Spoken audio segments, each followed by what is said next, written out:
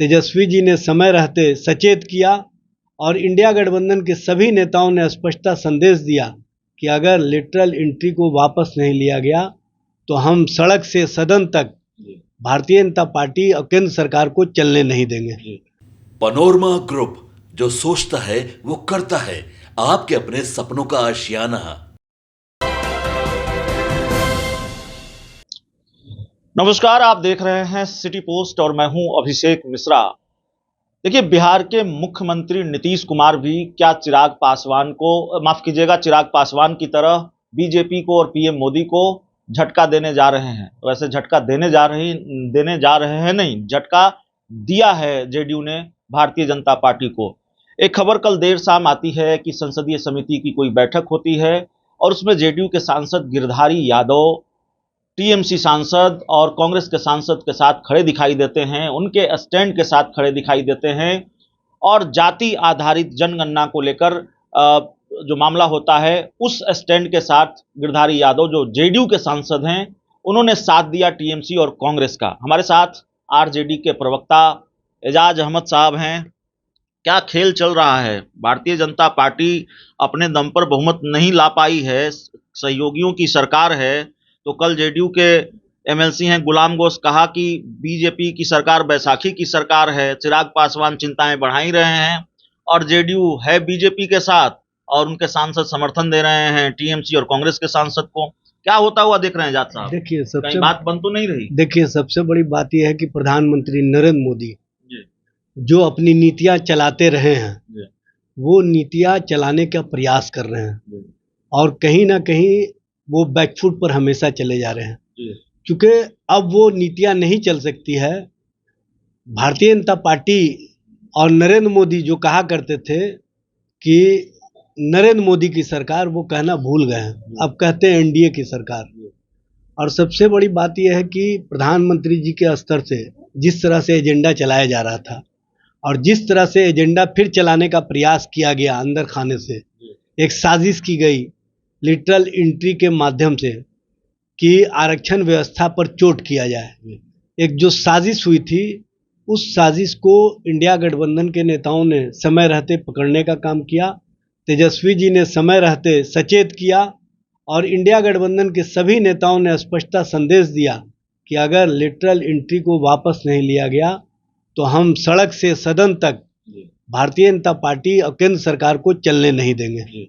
और उसका नतीजा आप देखें कि जो भारतीय जनता पार्टी के अलाइंस पार्टनर हैं, चाहे चिराग पासवान हो, चाहे जनता दल यू के नेता हो, सब लोग, चूँकि कोई भी शोषित, वंचित, पीड़ित, दलित, आदिवासी, पिछड़ा, अति पिछड़ा का हकमारी के बारे में सोच भी नहीं सकता, क्योंकि भारत के संविधान में जो व्यवस्था है उसी व्यवस्था के तहत आरक्षण का प्रावधान किया गया है। लेकिन भारतीय जनता पार्टी कहीं ना कहीं संवैधानिक व्यवस्था को पहले से जो चोट पहुंचाती रही है उसी तरह का मामला ये बढ़ाना चाह रहे थे, लेकिन बढ़ा नहीं पाए और इनको लिटरल एंट्री वापस लेना पड़ा। जातीय जनगणना के मामले पर भारतीय जनता पार्टी का स्टैंड है कि जातीय जनगणना नहीं कराना है, क्योंकि आपने देखा होगा तेजस्वी प्रसाद यादव जी जब नेता प्रतिपक्ष थे बिहार में, तो इनके दबाव के कारण नीतीश कुमार जी एक सर्वदलीय शिष्टमंडल लेकर के प्रधानमंत्री से मिले थे।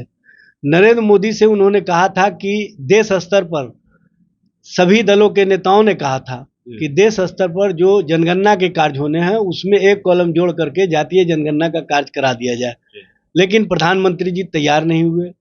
तब जब सत्ता परिवर्तन हुआ और इंडिया गठबंधन या महागठबंधन की जब सरकार बनी तो तेजस्वी प्रसाद यादव जी का जो संकल्प था कि हम बिहार में जातीय जनगणना कराएंगे, तो उसको हम लोगों ने अपने खर्च पर बिहार में जातीय गणना कराने का कार्य किया और सारे आंकड़े प्रस्तुत किए और उस आंकड़ों के आधार पर हमने जो 65% आरक्षण की व्यवस्था की और इसको जो भारत के 9वीं अनुसूची में शामिल करवाने के लिए हम लोगों ने बिहार से प्रस्ताव भेजा, लेकिन केंद्र सरकार मानने के लिए तैयार नहीं।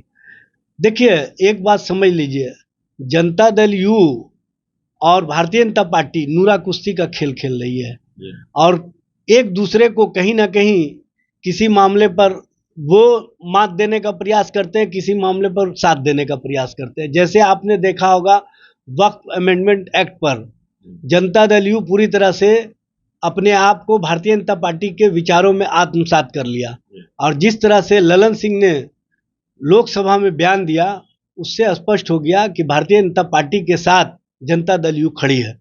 लेकिन जब जातीय जनगणना की बात होती है, जब अन्य मामलों की बात होती है, तो ये फिर अलग अपना रुख दिखाते हैं। तो ये एक दूसरे को शाह और मात के खेल जो चल रहे हैं, ये अधिक दिनों तक नहीं चलेंगे। नहीं, सामान्य घटना है जेडीयू का बीजेपी के स्टैंड से अलग होना, इंडिया गठबंधन के साथ खड़े होना किसी मुद्दे पर, या फिर जेडीयू बीजेपी की दोस्ती की एक्सपायरी डेट आ गई है? देखिए, डेट का कोई आकलन नहीं कर सकता, लेकिन एक बात तो समझना होगा, जिस सरकार में नूरा कुश्ती का खेल चले, जिस सरकार में एक दूसरे के साथ शाह मात का खेल चले, तो वो सरकार कहीं ना कहीं डगमग स्थिति में होती है। और केंद्र की सरकार को भी पता है कि जो इस बार एलाइंस पार्टनर है, एनडीए के जो हमारे पार्टनर हैं, उनके कारण ही भारतीय जनता पार्टी सत्ता में है, नरेंद्र मोदी सत्ता में है। तो वो कभी उनको खुश करने के लिए, कभी उनको नाराज करके भी अपने एजेंडे को लागू करने के लिए काम करती रहती है। और ये ज्यादा दिनों तक नहीं चलेगा, क्योंकि अंत तो ऐसी परिस्थिति आ ही जाती है कि फैसला लेना पड़ता है। तो इशारा बहुत सधे अंदाज में, लेकिन इशारा ये है कि जो घटनाक्रम है एनडीए के अंदर का, जेडीयू बीजेपी के बीच जो नूरा कुश्ती का खेल चल रहा है, एजाज साहब कर रहे हैं, हम नहीं कर रहे हैं, वो नूरा कुश्ती किसी दिन बड़े खेल की वजह न बन जाए और वाकई बीजेपी और जेडीयू की बीच की जो दोस्ती है वो संभवतः दरक रही है। बहुत बहुत धन्यवाद।